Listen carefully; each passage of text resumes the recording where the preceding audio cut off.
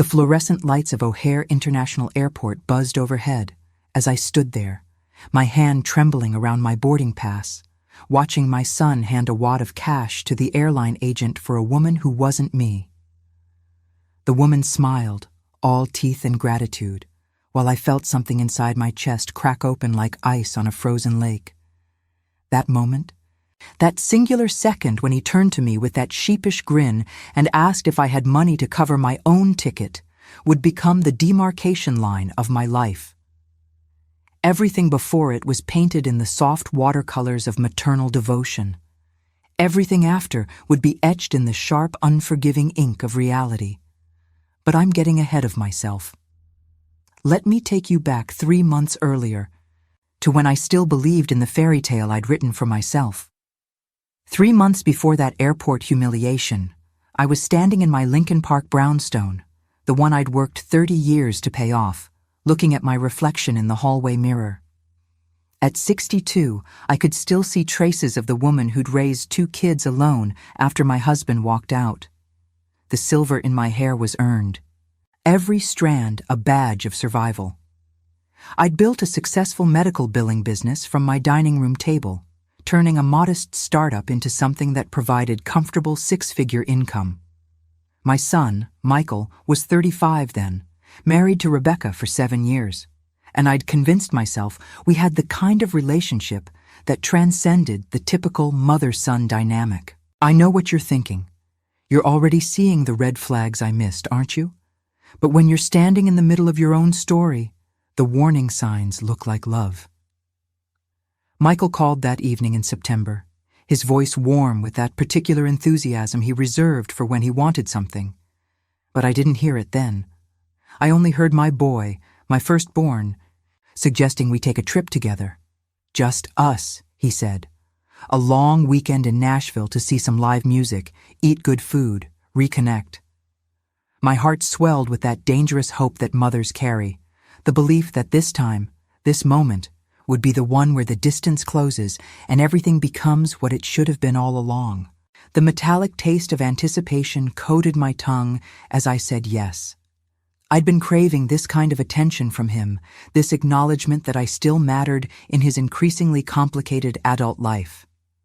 Rebecca had always been cordial but distant, and I'd learned to read the subtle ways she redirected conversations away from me during family dinners. Her mother, Patricia, lived in Arizona, and I'd met her perhaps twice in 7 years. She was one of those women who wore expensive athleisure everywhere and talked frequently about her hot yoga instructor and her timeshare in Scottsdale. The September leaves were just beginning to turn golden when Michael mentioned, almost as an afterthought, that Rebecca's mother might join us. Just for the flight, he said. She had some business in Nashville, and it would be convenient. The first prickle of unease traveled down my spine, but I pushed it away. I'd spent decades pushing away inconvenient feelings in service of keeping peace. Have you ever done that? Swallowed your discomfort because speaking up felt selfish? That's the trap, isn't it? We teach ourselves that our feelings are negotiable. I spent the next 2 weeks preparing. I bought new clothes, got my hair done at that salon on Michigan Avenue where they charge too much but make you feel special. I researched restaurants in Nashville, made a list of music venues, even bought tickets to the Grand Ole Opry as a surprise. The credit card statement showed $400 in preparatory expenses, but I didn't care. This was going to be our trip, our moment. The morning of our departure, October 15th, dawned clear and cold. I arrived at O'Hare 2 hours early, the way my generation does, dragging my carefully packed suitcase through the terminal. I dressed nicely, not too formal, but put together, the way a woman does when she wants her son to feel proud to be seen with her.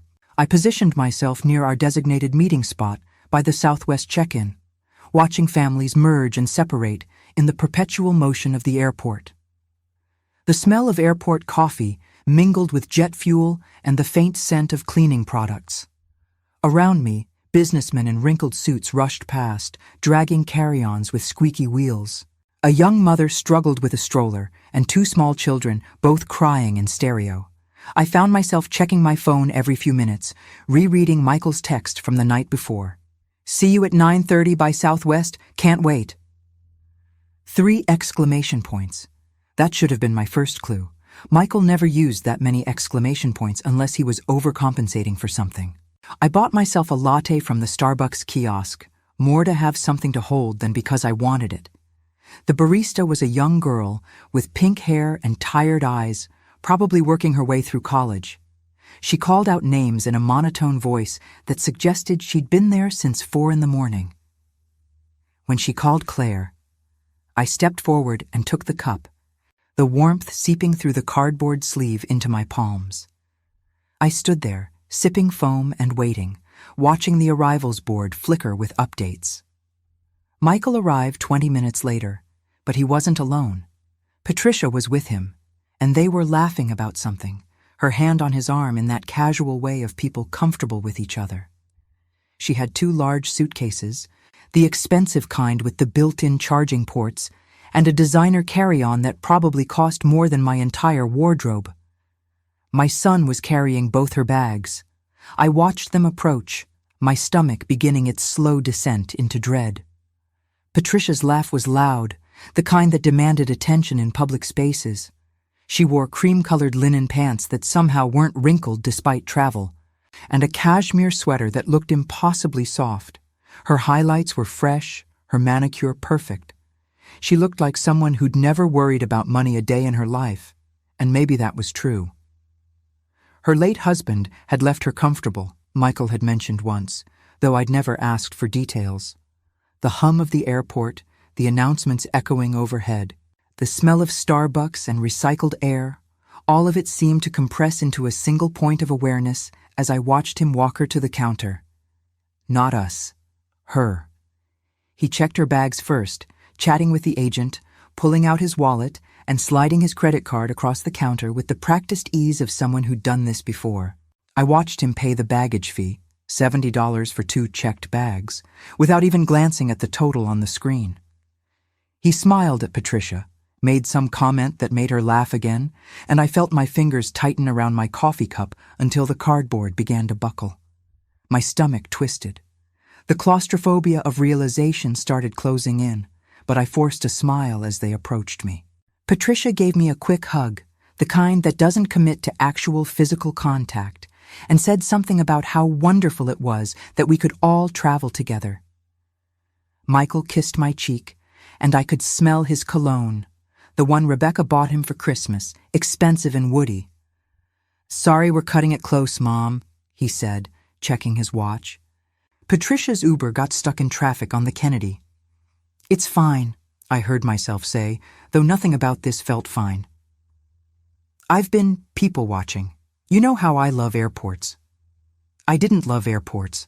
I'd told him that numerous times over the years, how the crowds and the noise made me anxious.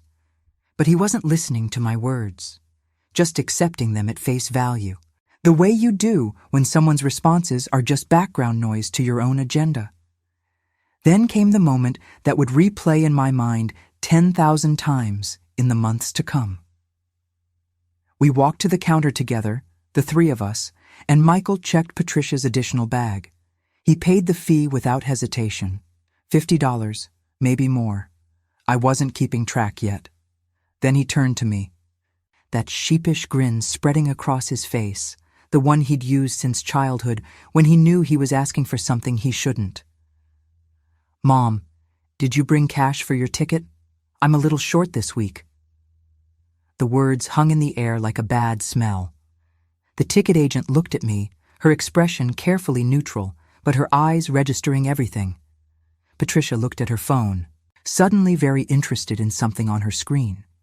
Michael looked at me with those eyes that had once been innocent, but now held something else, something I was only beginning to recognize. Entitlement, expectation. The calcified belief that my resources existed to serve his comfort. "I thought," I said, and my voice sounded thin even to my own ears. "I thought we were traveling together. I thought you'd arranged it." Something flickered across his face. Annoyance? Impatience? It was there and gone so quickly I might have imagined it. "Mom, I told you this was casual. Nashville's expensive right now. I figured we'd each cover our own way." But he hadn't told me that. I would have remembered. I remembered everything when it came to my children, every conversation, every slight, every promise. This revision of history, this casual rewriting of our phone call, made my hands shake as I reached for my purse. The airport sounds seemed to amplify. A child crying somewhere behind me. An announcement about a delayed flight to Dallas. The beep of the credit card machine as I slid my own card across the counter, paying for my ticket, my baggage fee, purchasing the legitimacy of my presence on a trip I'd believed was a gift. The total flashed on the screen, $347. I watched the numbers with a strange detachment, as if this was happening to someone else. The ticket agent handed me my boarding pass with a smile that seemed sympathetic, or maybe I was projecting. "Gate B17, she said. "Boarding starts in 45 minutes. Patricia thanked Michael profusely as we walked toward security. She talked about how generous he was, what a thoughtful son-in-law, how Rebecca was so lucky. Each word felt like a small knife, inserted carefully between my ribs. I walked behind them, dragging my suitcase, its wheels making a rhythmic clicking sound on the polished floor, feeling something fundamental shift in my understanding of my place in my son's life. At the security line, I watched Patricia pull out a TSA pre-check boarding pass while Michael guided her toward the expedited lane. I stood in the regular line, shoes off, laptop out, going through the familiar choreography of modern air travel while they breezed through 10 yards away. Michael waved at me once, a casual gesture before disappearing through the metal detector. But that was just the beginning. That moment at the airport was only the tip of the iceberg, and the real ice was still hidden beneath the surface, waiting to tear through the hull of everything I'd believed about family and love and the unbreakable bonds between mother and child. The flight to Nashville was 2 hours of torture disguised as normalcy. I sat in row 19, seat C, middle seat, of course, wedged between a businessman who smelled like stale coffee and a college student who kept her earbuds so loud I could hear the bass line.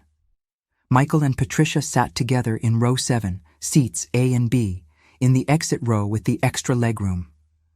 I could see the back of his head, could watch him lean over to show her something on his phone, could observe the easy intimacy of their conversation. From my cramped position, I had a perfect view of their silhouettes against the airplane window. Every so often, Patricia would laugh at something Michael said, her hand touching his shoulder in a gesture that should have been mine. I tried to read the book I'd brought, a mystery novel I'd been looking forward to, but the words blurred together into meaningless shapes. The woman next to me, the college student, was watching something on her iPad that looked like a cooking show. The businessman was asleep within 10 minutes of takeoff, his head lolling back, mouth open, emitting soft snores that blended with the engine noise. I felt trapped between these strangers, invisible, irrelevant. I ordered a ginger ale from the flight attendant, not because I wanted it, but because I needed something to do with my hands. The carbonation burned my throat as reality continued its slow, painful crawl into my consciousness. This wasn't an oversight. This wasn't a miscommunication. This was a pattern I'd been too devoted to see. Have you ever had that moment when the puzzle pieces suddenly rearrange themselves and you realize you've been looking at the picture upside down? That's what happened at 30,000 feet over Indiana. I pulled out my phone and started scrolling through our text messages from the past year. Michael asking to borrow $2,000 for a new furnace. Michael wondering if I could co-sign on a car loan. Michael suggesting I contribute to his daughter's private school tuition because, after all, wasn't I always saying how important education was? In every message, I'd said yes. In every message, I'd been grateful to be needed. But there were no messages asking how I was doing. No calls to check in after I'd mentioned my arthritis was flaring up. No acknowledgement of the birthday gift I'd sent, an expensive watch I'd saved for months to afford. The balance sheet of our relationship was so lopsided it was almost laughable, except I couldn't laugh. My chest felt tight, compressed by the altitude and the weight of recognition. I scrolled further back. 2 years ago, a message asking if I could help with a down payment on their new car. 18 months ago, a request for money to cover an unexpected tax bill. Last Christmas, asking if I could loan him $500 for gifts. The word loan always in quotes in my mind now, because we both knew these were gifts disguised as temporary assistance, debts that would never be repaid, obligations that flowed only one direction. The plane touched down in Nashville at 3:15 in the afternoon. The Tennessee sun was bright and hot, unseasonable for October, and we collected our luggage in that strange silence that falls over travelers exhausted by the journey. Michael suggested we share an Uber to the hotel, and I agreed because what else could I do?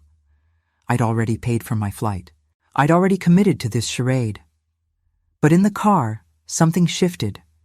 Patricia mentioned her business meeting the next morning, and Michael offered to drive her there, no problem at all. They discussed her schedule with the easy familiarity of people who'd planned this together, who'd coordinated their trip around her needs. I sat in the front seat, watching Nashville blur past the window, and realized I was the tag-along. I was the afterthought. I was the wallet he'd brought along to offset his expenses. Our Uber driver was a chatty man in his 50s who wanted to give us restaurant recommendations. He talked about hot chicken places and honky-tonks, about the best time to visit Broadway and which museums were worth the admission price. Michael and Patricia engaged with him enthusiastically, asking questions, laughing at his stories about drunk tourists. I stared out the window at the unfamiliar city, feeling more alone than I'd ever felt in my life. The hotel was downtown, one of those boutique places that cost $300 a night. Michael had booked 2 rooms, he explained, one for Patricia and one for him and me to share. To save money, he said. We'd have twin beds, our own space. It would be fun, like camping.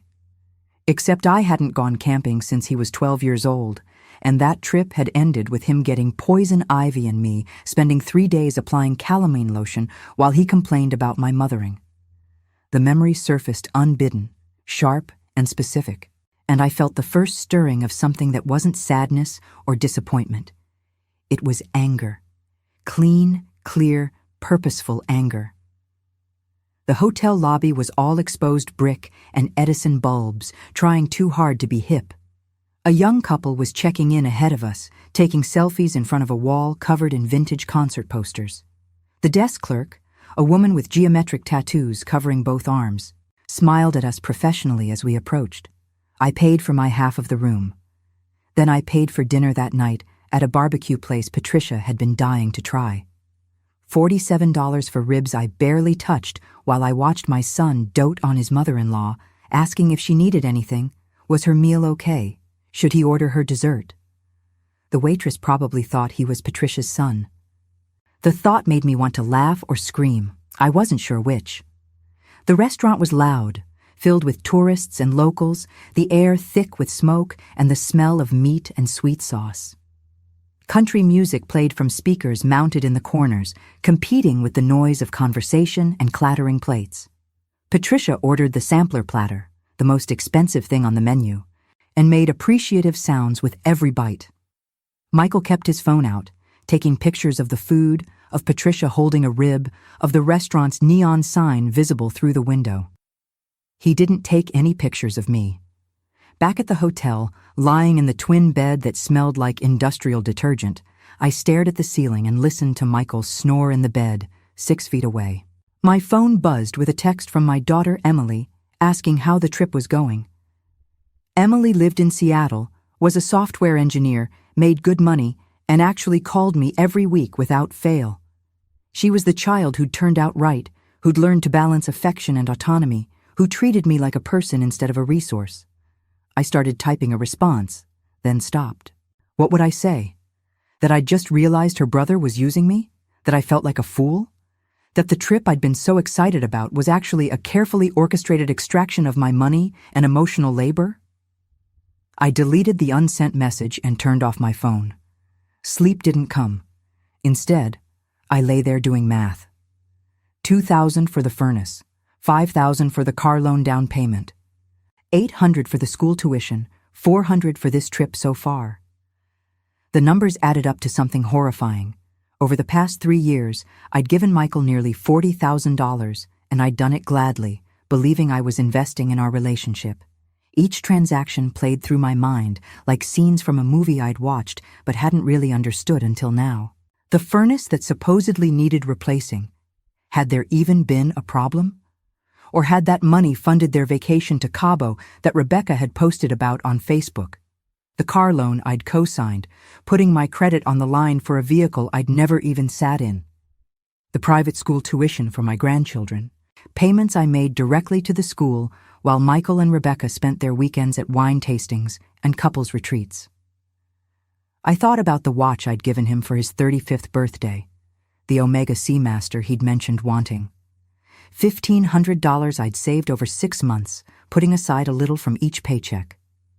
He'd opened it at the restaurant, Rebecca filming on her phone, and he'd smiled and said thanks, and I'd never seen him wear it. Not once. But I had seen photos of Rebecca wearing a new Cartier bracelet that appeared on her Instagram a month later. A betrayal this deep doesn't heal. It scars over. The next morning, Michael left early to drive Patricia to her meeting. He suggested I explore the city, maybe check out the Parthenon, or walk through Centennial Park. He gave me $40 for lunch, peeling the bills from his wallet like he was doing me a favor. I took the money because some part of me was still operating on autopilot, still playing the role of grateful mother. But another part of me was waking up, and that part was done with the performance.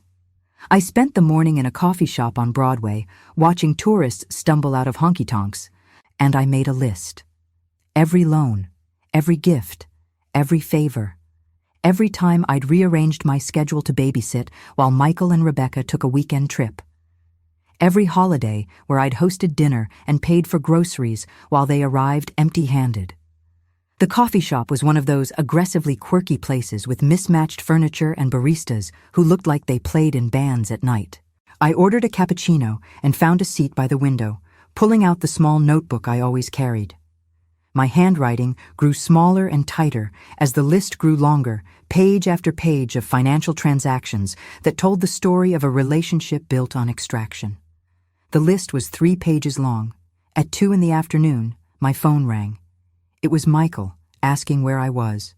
Patricia's meeting had run over. They were just finishing lunch at some farm-to-table place in East Nashville. Did I want them to pick me up? I said no. I said I'd made other plans. I said I'd see him back at the hotel. His surprise was audible. In 35 years, I don't think I'd ever told him no. I spent the rest of that day walking through Nashville, my feet aching in shoes that weren't meant for this much pavement, and I made a decision. This trip was going to be different from what I'd imagined, but it was going to teach me something crucial. It was going to teach me the price of my dignity. That evening, when Michael suggested we go to the Grand Ole Opry, the tickets I'd secretly bought weeks ago burning in my purse, I told him I had a headache. I told him he should take Patricia. She'd love it. I'd be fine at the hotel. He didn't argue. He took the tickets I offered, thanked me, and left. I sat alone in that hotel room, eating takeout Thai food I'd ordered for myself, and I felt the first stirrings of something I hadn't experienced in years. Freedom.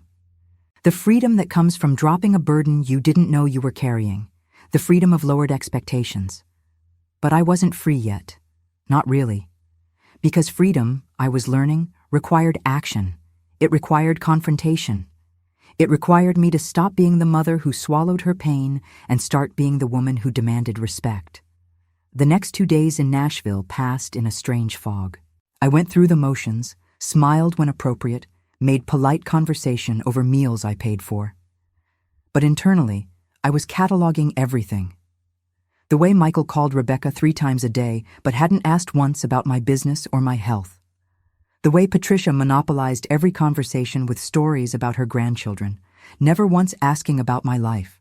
The way my son's attention was a scarce resource he parceled out to everyone but me.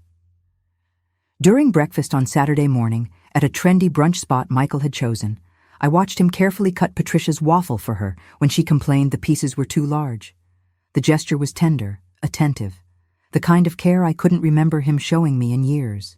He asked if her coffee needed more cream. He made sure the sun wasn't in her eyes. He treated her like someone precious, someone whose comfort mattered. When my omelet arrived overcooked, the edges brown and rubbery, I mentioned it quietly to the waitress. Michael shot me a look across the table, annoyed, embarrassed, as if I was being difficult. "Mom, it's fine. Just eat it." But when Patricia's fruit plate came out with a single brown strawberry, he flagged down the manager himself and insisted on a replacement plate and an apology. The double standard was so stark, it would have been funny if it hadn't hurt so much. I ate the overcooked omelet in silence, tasting nothing, understanding everything. On our last night, we went to a steakhouse. Patricia ordered the most expensive thing on the menu, a bone-in ribeye that cost $68. Michael got the lamb chops. I ordered a house salad. When the check came, Michael looked at me expectantly, and in that moment, I understood that this was the pattern. This was how it had always been, and how it would always be unless I changed it. I paid my portion of the bill. Exactly my portion. $12 for a salad and a water. I watched the confusion cross his face as I handed the waiter my card and specified the amount. Patricia looked uncomfortable. Michael looked annoyed. "Mom, I thought we were splitting everything," he said. "We are," I replied. "This is my split." The flight home was silent. Michael sat with Patricia again. I sat alone, watching the clouds outside my window, and I felt something crystallize inside me. This wasn't love. This was transaction. This was exploitation wrapped in the language of family obligation. And I was done participating.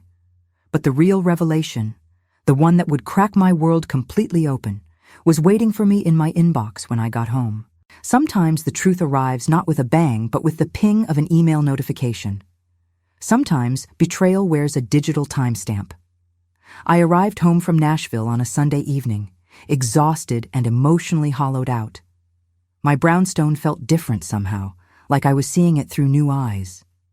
This place I'd worked so hard for, this sanctuary I'd built from nothing, suddenly felt too big and too empty. I dropped my suitcase in the hallway and made myself a cup of tea, something chamomile and supposedly calming, though my hands still shook as I carried it to my home office. The familiar weight of my house settled around me. The creaking floorboards I'd been meaning to fix, the water stain on the ceiling from last winter's ice dam, the photographs on the walls showing smiling versions of my children from years past, frozen in time before everything became complicated. I'd lived in this house for 23 years, and tonight it felt like a museum dedicated to my own delusions. I hadn't checked my email in 4 days. There were the usual things: newsletters I never read, promotional offers, a message from my accountant about quarterly taxes, and then, buried in the middle of the inbox, was an email from Rebecca. The subject line read, "Thank you so much, Mom." Except I wasn't Rebecca's mom, I was her mother-in-law. We didn't have that kind of relationship. We'd never had that kind of relationship. My cursor hovered over the delete button, but something made me click instead. The email was clearly misdirected. It was meant for Patricia, Rebecca's actual mother. And as I read it, the remaining illusions I'd been clinging to shattered like glass hitting concrete. "Mom, I can't thank you enough for being so flexible with the Nashville trip. Michael was stressed about the costs, but your willingness to join them and split expenses made it possible. And I know Claire paid for her own ticket, plus contributed to dinners. Michael said she was actually generous for once, haha. Anyway, between what she covered and what you got from Michael, the whole trip basically paid for itself. You're the best. Can't wait to see you at Thanksgiving. Tell Michael's mom thanks again if you see her before I do, though I doubt she'll be coming around much after this." The words blurred. My vision went strange at the edges, like tunnel vision in reverse. The claustrophobia of the bedroom, my sanctuary, suddenly felt suffocating. I stood up so fast my chair rolled backward and hit the wall. The hum of my computer, the ticking of the clock on my desk, the distant sound of traffic on the street below, all of it seemed to crescendo into a single deafening note. I read it again and again. Each time, the words rearranged themselves into sharper weapons, generous for once, split expenses to make it basically free. I doubt she'll be coming around much after this. The phrase, generous for once, echoed in my mind like a taunt, as if my decades of giving had been erased, minimized to nothing. And this one trip where I'd paid my own way was some kind of surprising deviation from my usual stinginess. The casual cruelty of it took my breath away. This was how they saw me. This was how they talked about me when I wasn't there to hear. Have you ever had the moment where you realize you're not paranoid, you're not oversensitive, you're not imagining things? That moment when the gaslighting ends because the truth walks in and sits down uninvited? That's where I was. Standing in my office at 9 o'clock on a Sunday night, holding a mug of cold tea, reading evidence of a conspiracy so casual it hadn't even occurred to them to hide it properly. I forwarded the email to myself 3 times, saved it in multiple folders, screenshotted it, and sent it to my personal cloud storage. I'd spent 30 years in medical billing. I knew the value of documentation. My hands were steady now, my breathing even. The shock was metabolizing into something else, something colder and more dangerous. Then I did something I hadn't done in 5 years. I opened my financial software and ran a complete report of every transaction involving Michael. Every transfer, every check, every payment. The program compiled it automatically, sorted by date and category. The total appeared at the bottom of the screen: $63,418 over the past 5 years. $63,000. I sat back in my chair and laughed. It was a horrible sound, humorless and sharp, and it scared me enough that I stopped. But the laughter had cracked something open inside me. The paralysis of love, that terrible state where you know something is wrong but you can't act because action means admitting you've been a fool, finally released its grip. I stared at the number on the screen until it stopped looking like money and started looking like years of my life. $63,000 was a year of living expenses. It was a new car. It was a substantial chunk of retirement savings. It was security I'd sacrificed for a son who laughed about my generosity behind my back. I thought about calling my daughter Emily, but it was past midnight in Seattle. I thought about calling a friend, but shame stopped me. How do you admit you've been used by your own child? How do you say those words out loud without hearing how pathetic they sound? Instead, I opened a new document on my computer and I started writing. Every incident, every loan, every boundary crossed, every promise broken, every time Michael had said he'd pay me back and never did, every time he'd guilted me into helping by invoking my grandchildren or his marriage or his stress. I wrote until my fingers cramped, until the sky outside my window started to lighten with dawn, until I had a 30-page document that read like a case file, because that's what it was. It was evidence. And I was building a case not for a courtroom, but for the court of family opinion, for the moment when I would stop protecting him and start protecting myself. The next morning, Monday, I called in sick to work for the first time in 3 years. I made an appointment with my attorney, a woman named Sarah Chen, who'd helped me set up my business and who I trusted implicitly. I brought my documentation. I brought the misdirected email. I brought my bank statements. Sarah listened without interrupting. She was in her 40s, sharp-eyed and pragmatic, and she didn't waste time on platitudes. When I finished, she leaned back in her chair and said, "Claire, this is financial elder abuse. You know that, right?" The words hung in the air. Elder abuse. I was 62, active, running a business, healthy. I didn't think of myself as elderly, but legally, technically, that's what this was. Exploitation of a vulnerable person by a family member in a position of trust. "I don't want to press charges," I said quickly. "I just want to understand my options." Sarah nodded. "Okay, but you need to understand the pattern here. This isn't going to stop unless you force it to stop. Men like your son, and yes, I'm making assumptions, but I've seen this 100 times. They don't respect boundaries until there are consequences." She helped me draft a letter. Not a legal demand, not yet, but a clear statement of facts. A list of every loan with dates and amounts, a request for a repayment plan, a boundary statement that future requests would be declined. We kept the tone professional, unemotional, the kind of communication that couldn't be dismissed as a mother overreacting. I sent it via certified mail that afternoon. Then I went home and did something I hadn't done in months. I called Emily. My daughter answered on the second ring, her voice bright with surprise. "Mom, is everything okay? You never call on Mondays." And just like that, I started crying. Not gentle tears, but the kind of sobbing that comes from someplace deep and suppressed, the kind that makes it hard to breathe. Emily waited it out, made soothing sounds, and when I could finally speak, I told her everything. Her response was immediate and fierce. "Mom, what the hell?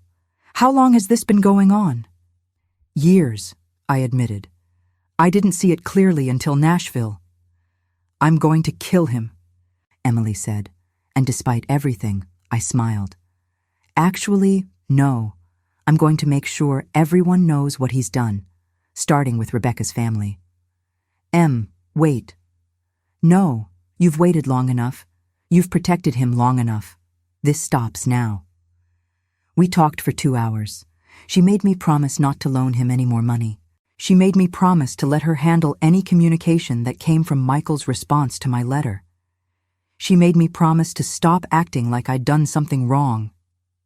"You're the victim here, Mom. You need to start thinking like one. Not helpless, but clear about what happened. He stole from you. He manipulated you. He used your love as a weapon. That's not okay." After we hung up, I sat in my living room as afternoon light slanted through the windows, and I felt something I hadn't felt in years. I felt angry, not sad, not hurt, not disappointed. Angry. The clean, righteous anger of someone who's been wronged and knows it. Michael signed for the letter on Thursday. I know because the tracking notification popped up on my phone at 2:15 in the afternoon. Then my phone started ringing. I didn't answer. He called 5 times in an hour. Then Rebecca called. Then Patricia called, which was perhaps the most shocking development because Patricia and I had never spoken on the phone before. I let them all go to voicemail. I sat in my home office, drinking coffee that had gone cold, and I listened to the voicemails with my attorney on speakerphone, both of us taking notes. Michael's messages progressed from confused to angry to manipulative in a predictable pattern. "Mom, what's going on? Why are you sending legal letters? We're family." Then, "This is ridiculous.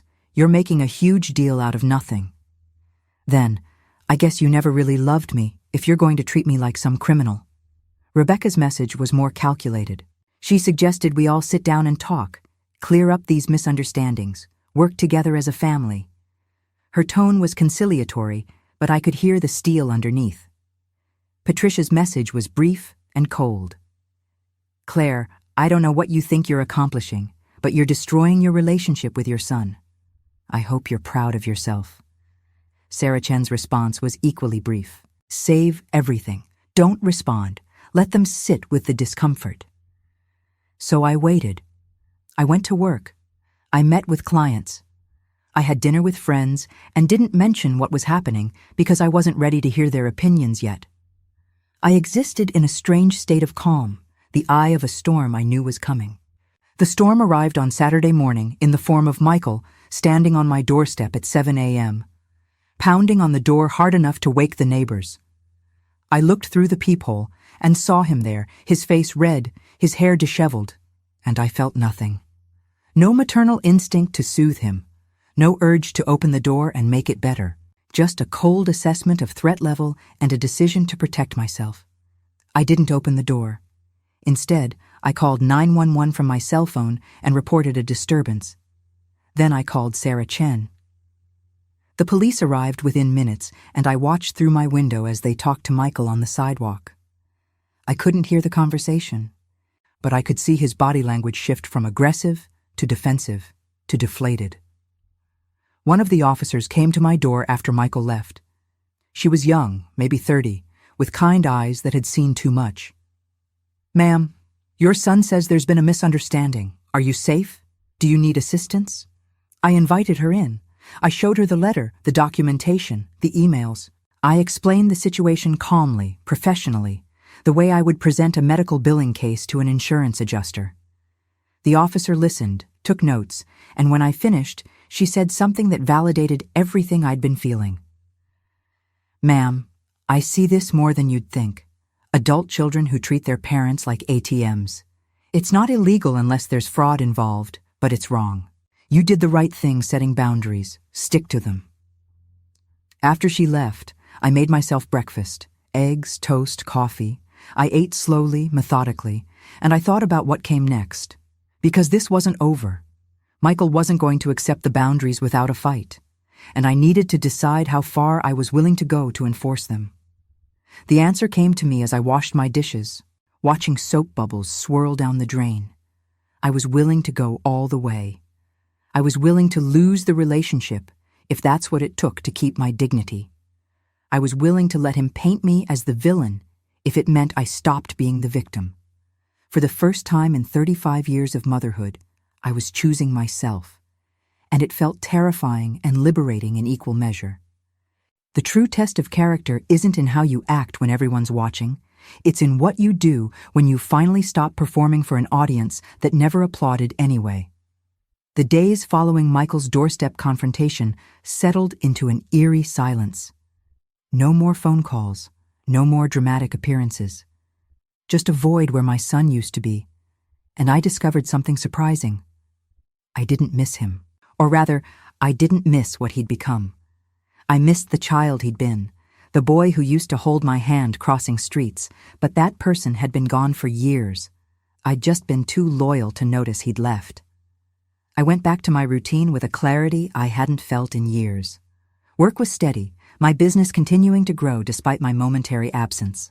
My clients didn't know anything about the personal earthquake happening in my life, and I liked it that way.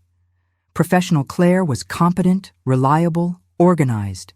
Personal Claire was still figuring out who she was without the weight of failed motherhood crushing her chest. Emily called every few days, checking in, offering to fly out from Seattle if I needed her. I told her I was fine. And surprisingly, it was true. She'd posted something cryptic on Facebook about family boundaries and toxic relationships, and I knew she was testing the waters, preparing the narrative shift that would happen when this all became public. Because it would become public. These things always did. 2 weeks after I sent the letter, I received a response. Not from Michael, but from his attorney. My first thought was relief that he'd hired one, because it meant we could communicate through professionals instead of emotions. My second thought was anger that he'd spent money on a lawyer instead of using it to pay me back. The letter was masterful gaslighting committed to paper. It suggested I was confused about the nature of our financial arrangements. It claimed all money given was gifted freely without expectation of repayment. It implied I was becoming unstable, possibly suffering from age-related cognitive decline, and perhaps I should seek medical attention. It suggested that pressing this matter would only embarrass me and damage my relationship with my grandchildren. I read it 3 times, handed it to Sarah Chen, and watched her face harden with each paragraph. When she finished, she looked up at me and said, "He's playing hardball. Are you ready for this?" "What are my options?" I asked. "We can sue for repayment. Some of these are clearly loans, especially if you have documentation of him promising to pay you back. But it'll be messy, expensive, and public.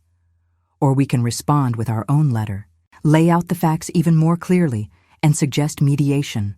Less nuclear, but also less likely to result in actual repayment." I thought about my grandchildren, Michael's daughters, ages 7 and 9. I barely saw them anyway. Rebecca had made sure of that, but the threat of losing them completely felt like another manipulation. Then I thought about what Emily had said. "You're the victim here. Stop acting like you're not." "Sue him," I said. "File the lawsuit." Sarah nodded, unsurprised. "Okay, but Claire, I need you to understand what this means. Your family will choose sides. Some will think you're vindictive. Some will think you're crazy.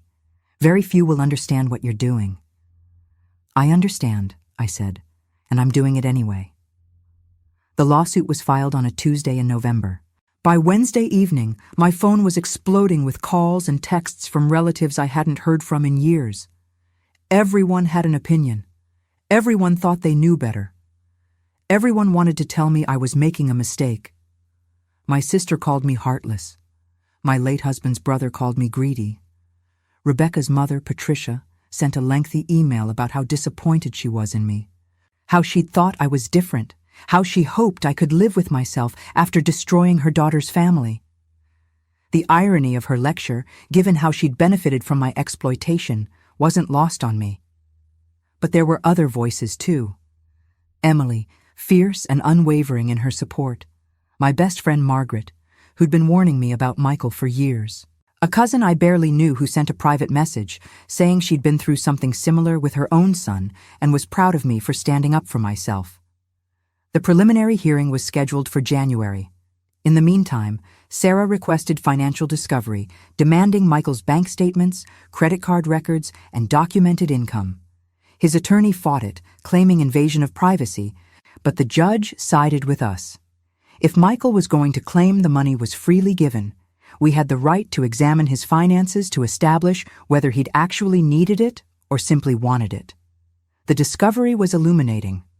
Michael and Rebecca's household income was $170,000 a year. Their expenses, however, were over $200,000.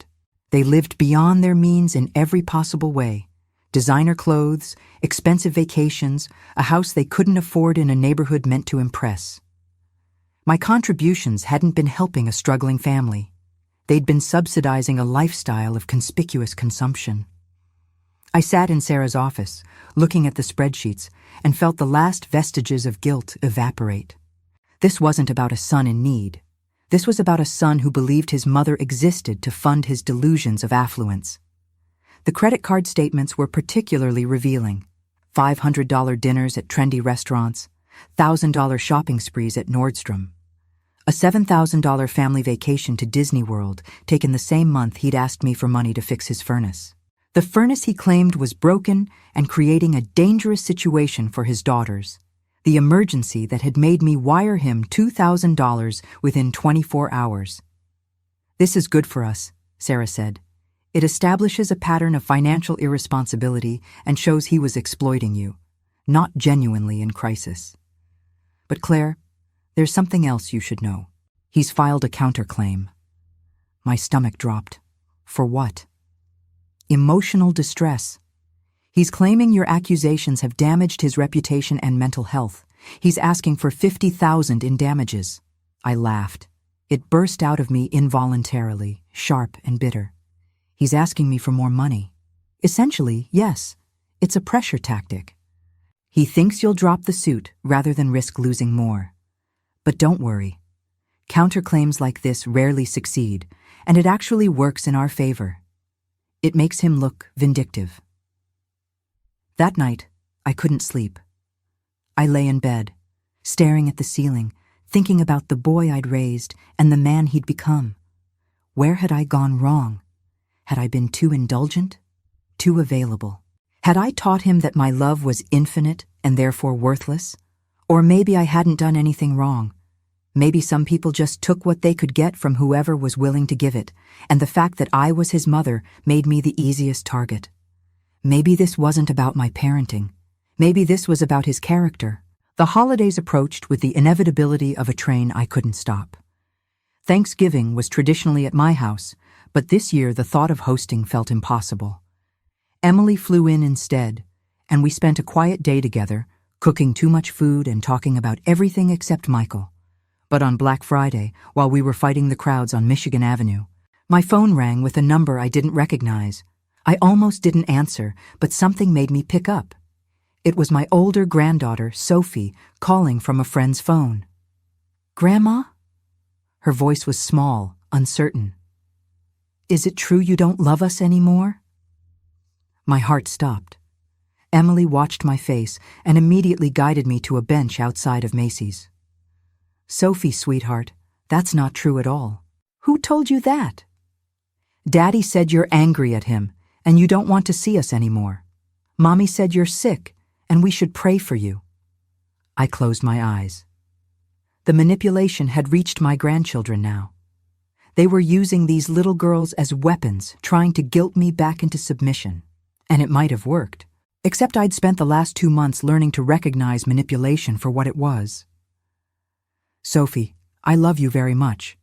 Your daddy and I are having a disagreement about grown-up things, but that has nothing to do with you and your sister. If you want to see me, you can always call me, okay? I'm not going anywhere. Okay. She sounded relieved. Can we come visit after Christmas? I would love that. Put me back on with your friend's mom, okay? The conversation with the other mother was awkward but necessary. I explained carefully that there was a family situation and that if Sophie or her sister wanted to contact me, they could do so through her. She agreed, and I could hear the understanding in her voice. She knew what it meant when a grandmother had to arrange secret contact with her grandchildren. After we hung up, Emily put her arm around me. That was good, she said. You didn't let them use the girls against you. It's hard, I admitted. I want to fix it for them. You can't fix it. Their parents are the ones causing the damage. All you can do is be available when they're ready to see the truth. The truth. That's what this whole fight was about, really. Not money, not boundaries, not even respect. It was about truth, about refusing to live in a reality where love meant letting myself be exploited, about modeling for my grandchildren what self-respect looked like, even if they didn't understand it yet. Christmas came and went quietly. Emily stayed through New Year's, and we built new traditions, just the two of us. We went ice skating at Millennium Park. We watched old movies and drank too much hot chocolate. We talked about her life in Seattle, her work, her friends, her plans, and we didn't talk about Michael except in passing, the way you might mention a storm that had passed through and left damage but was no longer threatening. The preliminary hearing was scheduled for January 8th. Sarah prepped me for 3 hours, going over potential questions, teaching me how to stay calm under pressure, reminding me that I'd done nothing wrong. Still, walking into that courthouse felt like stepping off a cliff. Michael was already there with his attorney and Rebecca. He looked tired, older somehow, and when our eyes met across the hallway, I saw something flicker in his face. Shame? Anger? Regret? I couldn't tell, and I realized I didn't care enough to figure it out. The courthouse was all marble and wood paneling, the kind of institutional architecture designed to intimidate. People in business suits hurried past with briefcases and folders. A couple sat on a bench nearby, holding hands, waiting for their divorce hearing. The bailiff stood by the courtroom door, his expression bored with the endless parade of human drama. The hearing lasted 45 minutes. Both attorneys presented their cases. The judge, a woman in her 60s with silver hair and sharp eyes, listened without expression. When it was time to speak, I kept my voice steady and my facts clear. I wasn't emotional. I wasn't vindictive. I was simply a woman stating what had happened and asking for what was owed. Michael's attorney tried to paint me as confused, suggested I couldn't remember clearly what had been said years ago, implied that my expectations were unreasonable. But then Sarah presented the misdirected email from Rebecca, the one that proved the whole Nashville trip had been a calculated extraction, and I watched Michael's face pale. The judge leaned forward. Mr. Brennan, did you or did you not plan this trip with the intention of having your mother subsidize it? Michael stammered. His attorney tried to object, but the judge cut him off. Answer the question. It wasn't like that, Michael said. It just worked out that way. It worked out that you paid for your mother-in-law's tickets and expenses while expecting your mother to pay her own? The silence in the courtroom was deafening. Even Michael's attorney looked uncomfortable. The judge sat back. I'm ordering mediation before we proceed to trial. You two will sit down with a professional mediator and attempt to resolve this. If mediation fails, we'll schedule a trial date. But Mr. Brennan, I suggest you think very carefully about whether you want your financial practices examined in a public trial. Discovery can be illuminating. It was a warning, a lifeline, a last chance for Michael to settle this quietly. As we filed out of the courtroom, his attorney pulled Sarah aside. I couldn't hear the conversation, but I could read the body language. They wanted to settle. 3 days later, we met for mediation. The mediator was a retired judge, a man in his 70s who'd probably seen every family drama imaginable. He sat us down in a conference room, established ground rules, and let us begin. Michael spoke first, and I had to admire the audacity. He apologized for the misunderstanding, but maintained that he'd never intended to take advantage of me. He suggested we'd had different interpretations of our financial arrangements. He offered to pay back $20,000 over 5 years, a fraction of what he owed, and called it a gesture of goodwill.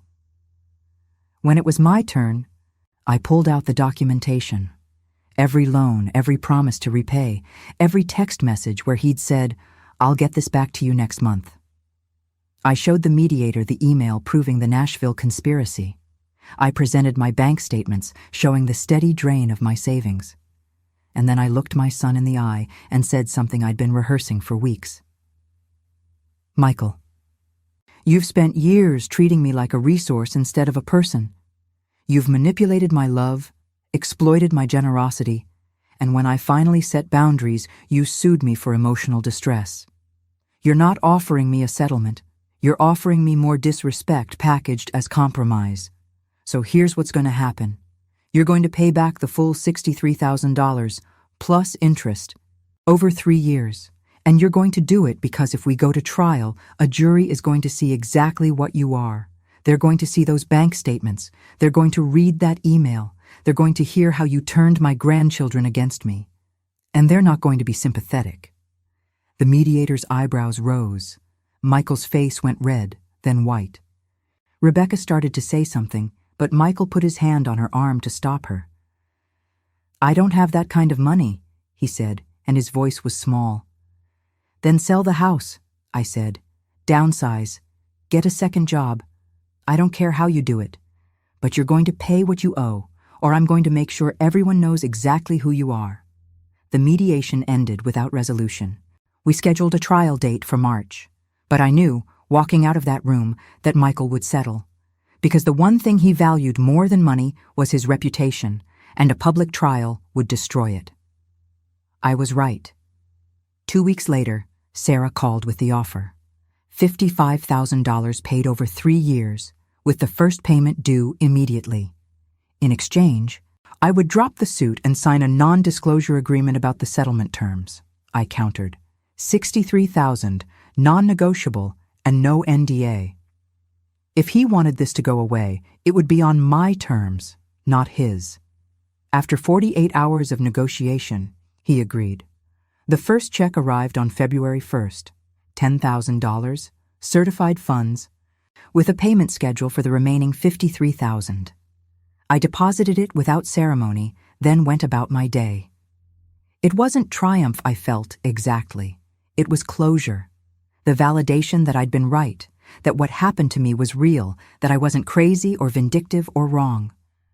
That evening, Sophie called again from her friend's phone.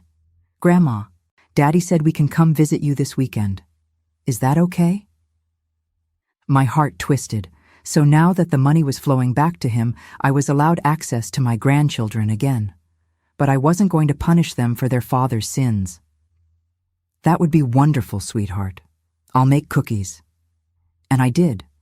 I made cookies, and when my grandchildren arrived that Saturday, delivered by a tense-faced Rebecca who wouldn't meet my eyes, I hugged them and acted like nothing had happened. Because they were 7 and 9, and they didn't need to carry the weight of adult betrayals.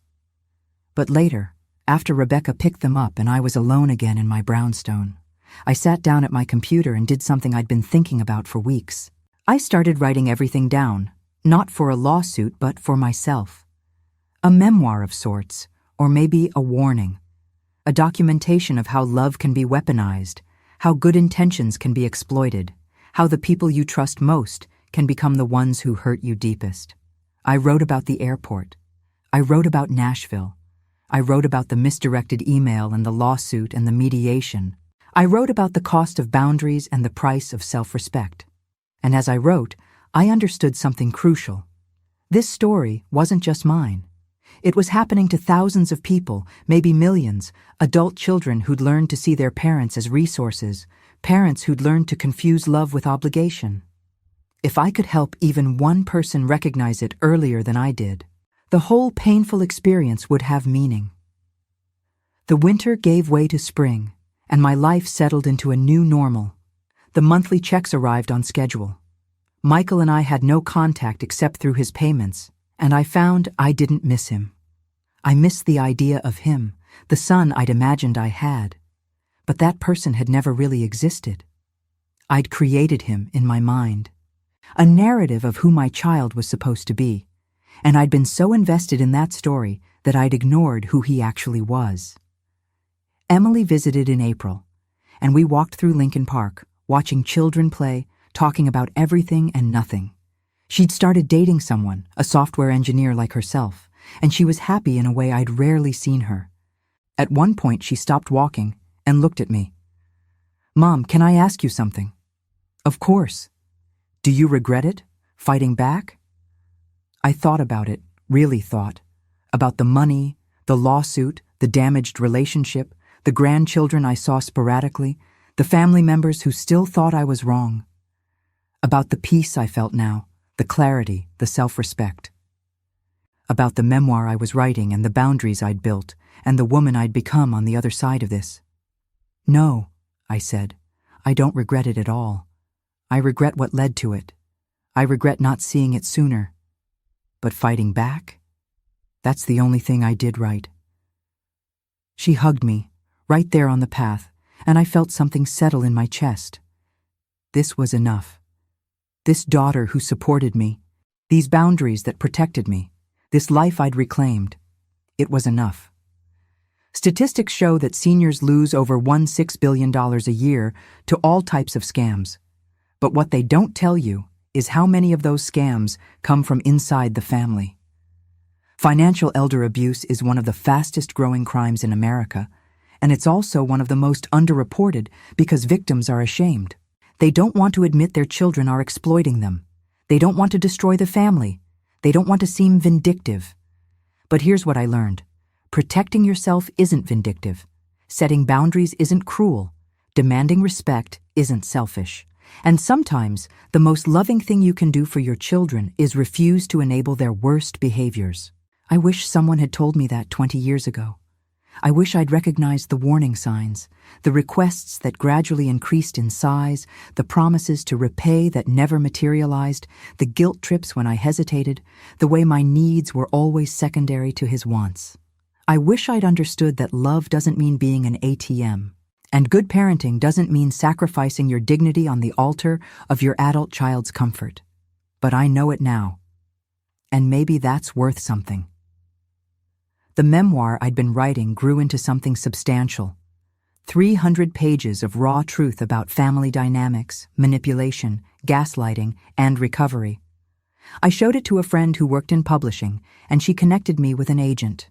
The agent loved it, said stories like mine needed to be told, that too many people suffered in silence, thinking they were alone. "Your story could help people," she said. "Are you willing to let it be published?" I thought about Michael, about how a published book would make our private drama public. I thought about my grandchildren, who might someday read it and understand why their grandmother had fought so hard. I thought about all the other parents out there right now, getting that phone call asking for money, feeling the weight of obligation overriding their instincts. "Yes," I said, "I'm willing." The book sold to a major publisher in July. It would be published the following spring, more than a year after that horrible moment in O'Hare Airport that had changed everything. The advance was substantial, enough to cover all my legal fees and then some. The universe, it seemed, had a sense of irony. When the contract was finalized, I called Emily to tell her. She screamed so loud I had to hold the phone away from my ear. "Mom, that's incredible. I'm so proud of you." "It means Michael will know," I said. "Everyone will know." "Good," she said fiercely. "Let them know. Let everyone know what happens when you exploit someone's love. You're not the one who should be ashamed." She was right. I'd spent too many years carrying shame that didn't belong to me, taking responsibility for relationships I couldn't control, apologizing for having boundaries. I was done with that. The book would tell my truth, and people could think what they wanted. The final payment from Michael arrived in October, right on schedule. With that check, the debt was cleared, the legal obligations satisfied. We were even, at least financially. Emotionally, we'd never be even. But that wasn't the point. The point was, I'd stood up for myself. The point was, I'd refused to be a victim. The point was, I'd taught my daughter what self-respect looked like, even when it cost everything. On the anniversary of that airport confrontation, I took myself to Nashville. Alone this time, not as someone's tag-along or wallet, but as a woman who'd survived and come out stronger. I stayed in a nice hotel, ate at good restaurants, saw live music at the honky-tonks on Broadway. And on my last night there, I went to the Grand Ole Opry, the place I'd bought tickets for a year ago, the tickets Michael had used without me. I sat in that audience listening to country music legends, surrounded by tourists and music lovers, and I felt something I hadn't expected. Not anger, not sadness, but gratitude. Gratitude that I'd learned the truth, even though it hurt. Gratitude that I'd found the strength to fight back. Gratitude that I was 63 years old and still capable of choosing myself. After the show, I walked back to my hotel through the Nashville night, past the neon lights and the crowds, and I called Emily. She answered immediately, her voice concerned. "Mom, everything okay?" "Everything's perfect," I said. "I just wanted to tell you I love you. I love you too." "Wait, are you crying?" "Happy tears," I said. "Just happy tears." Because I was happy. Not despite everything that had happened, but because of it. Because I'd learned what I was capable of. Because I'd discovered strength I didn't know I had. Because I'd chosen to value myself as much as I'd always valued my children. And that choice had changed everything. The book releases next April. My publisher says advance reviews are strong. Therapists are requesting bulk orders. Support groups for adult children of elderly parents are putting it on their recommended reading lists, which is darkly funny since it's actually for the parents, not the children. But maybe it'll help both sides see each other's perspectives. Michael knows about the book. His attorney sent a cease and desist, claiming I was violating his privacy. My attorney sent back a letter explaining that truth is an absolute defense and nothing in the book was false. We haven't heard from them since. Sometimes I wonder what he tells people about me. Does he paint himself as the victim of a vindictive mother? Does he acknowledge any responsibility?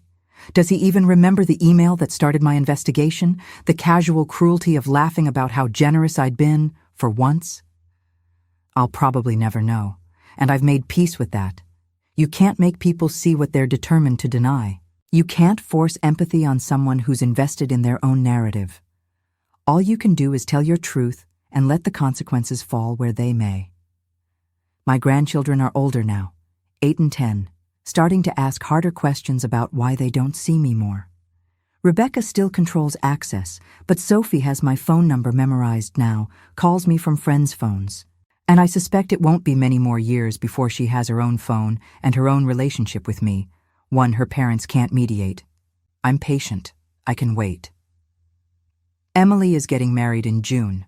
She asked me to help plan the wedding, said she wanted me involved in every decision because I'd earned the right to be celebrated, not just used.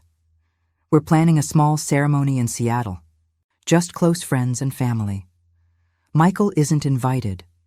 She said she'd rather have an intimate wedding with people who respect boundaries than a big one where she has to manage his presence.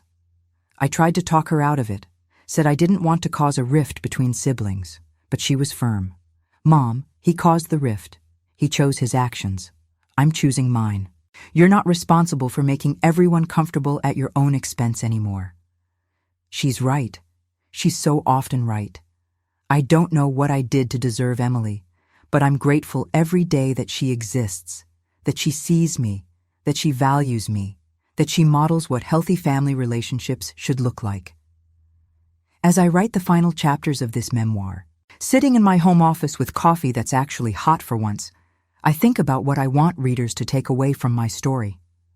Not just the cautionary tale of financial exploitation, though that's part of it. Not just the vindication of fighting back, though that matters too. What I really want people to understand is this. You're allowed to have boundaries with your family. You're allowed to say no. You're allowed to protect yourself, even from people you love. And if enforcing those boundaries means losing relationships, then those relationships weren't as valuable as you thought they were. Love shouldn't cost you your dignity. Family shouldn't require you to set yourself on fire to keep others warm. And if someone is treating you like a resource instead of a person, you don't owe them continued access to either your money or your heart. I wish I'd learned that lesson earlier.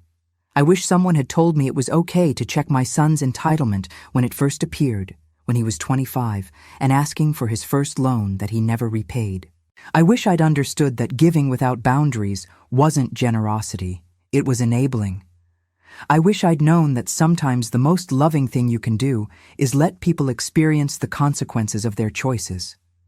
But I know it now, and I'm spending the rest of my life making sure other people know it too. Could this be happening to you? It starts small, usually. A loan here, a favor there. They promise to pay you back and then forget. When you mention it, they act hurt that you're keeping score. They tell you family doesn't work that way. They make you feel guilty for having boundaries.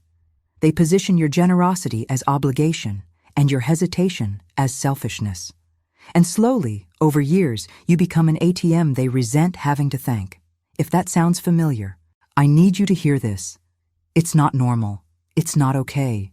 It's not what family is supposed to be. And you're not wrong for wanting it to stop. Start documenting now. Every loan, every favor, every promise. Save texts and emails. Keep receipts. Build your case not because you plan to sue, but because you might need to. And by the time you realize that, it might be too late to gather evidence. Set boundaries clearly and enforce them consistently. No is a complete sentence. You don't owe anyone an explanation for protecting your resources. If they react with anger or guilt trips, that's information about their character, not yours. And if it comes down to choosing between the relationship and your self-respect, choose yourself. Every time. Without guilt. Without apology. Because you deserve to be valued, not exploited. You deserve to be loved, not used. You deserve peace, not manipulation. That's what I wish someone had told me at that airport, standing there with my boarding pass and my broken heart, watching my son care more about his mother-in-law's comfort than his own mother's dignity. But I'm telling you now, I'm telling all of you, you're worth more than what you can provide. Your love is valuable, which means it shouldn't be free. And if the people in your life can't recognize that, it's not your job to keep teaching them. Sometimes you just have to walk away and let them figure out what they've lost. I'm 63 years old, and I'm just now learning to put myself first. Don't wait as long as I did. Start today.